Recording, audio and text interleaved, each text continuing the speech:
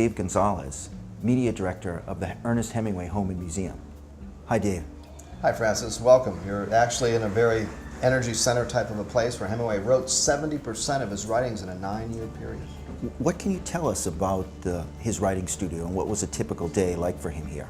This is the first formal writing studio he ever had. Prior to moving to Key West, he wrote on kitchen tables, kitchen counters, dining room tables.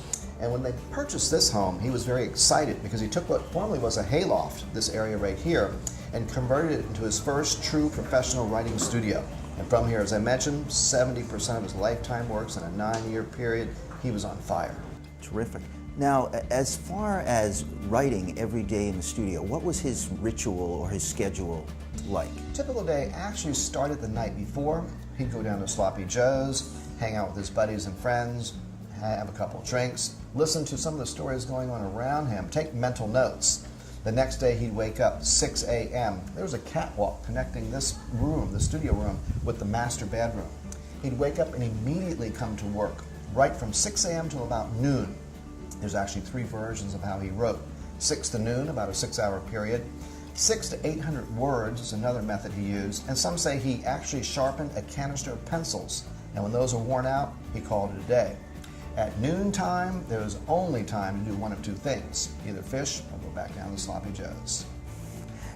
In terms of the tools that Hemingway used, is this his actual typewriter that we see here on the table? This is the original Royal portable typewriter that he used, and a lot of people ask, why a portable typewriter? He was wealthy, could afford a big, elaborate typewriter, but remember his war correspondent duties. He went into newspaper reporting directly out of high school, and then into war corresponding. And this portable typewriter has a case right down there that packs up rather neatly and travels neatly, and also he could type up his columns right on the spot for cut and paste going to print. In terms of Hemingway and his time in Key West, what do you feel is the legend, or what's the legacy of Hemingway in Key West, and how do you feel it affects the writers that come down to Key West and just the visitors every day? What's his legacy in Key West?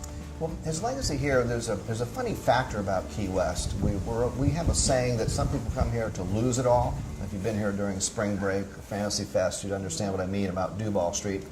Some people come here to lose themselves, to get away from the corporate activities they're involved with daily, and some people come here to find themselves.